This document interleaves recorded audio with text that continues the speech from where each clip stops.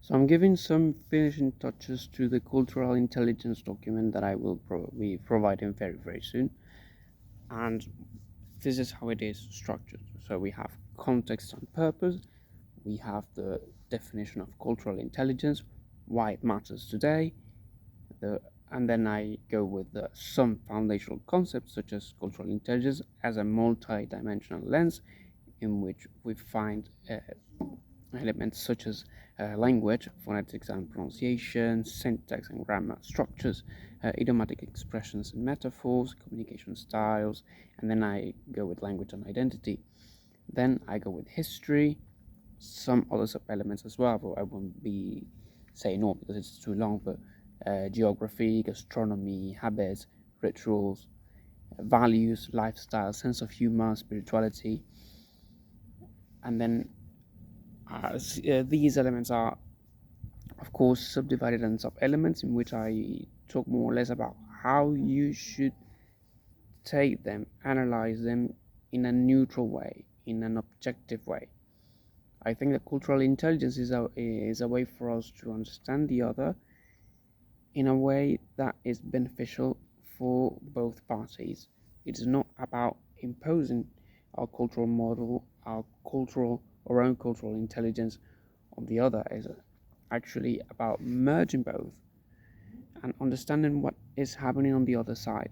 So, having these elements or studying these elements in a way that is neutral is good to understand what we have to do in order to integrate ourselves with the other in a better way.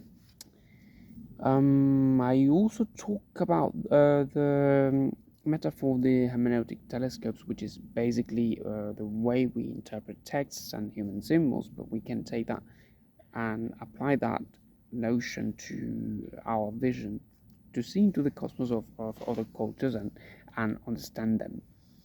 So I think it's a cool metaphor to describe what we do when we try to understand other cultures, because we need to have a very deep look into the other, and it requires trying to see more than the eye meets, which is acting with our body and with all our senses.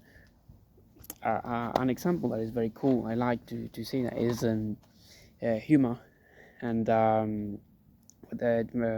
gestures, for example, or with food. We are so accustomed, so used to eat what we eat every day in our culture, that whenever a different dish is presented to us, it's like, well, we might not like it, but sometimes it's not. It is not because the dish is bad. It is simply because we are not used to that kind of food. That's one of the examples. It is. I think that cultural intelligence goes very far with many examples. So I also talk, as I said previously, about empathy, detachment, and non-judgment. These are the core triad: behavioral patterns and cultural persona, integration strategies as well. I will be providing some exercises, and then talk about the benefits of integrating these principles and bigger picture, which is an interconnected world and multilingual agency.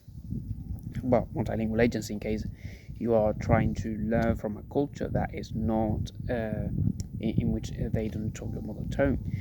So I believe that this document will allow you to move matter in a multicultural world, and I think that it is the way to proceed in order to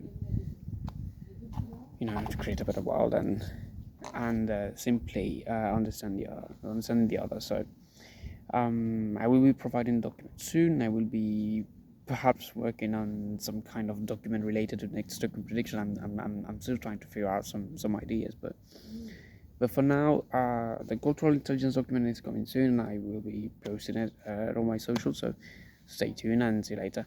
Bye bye.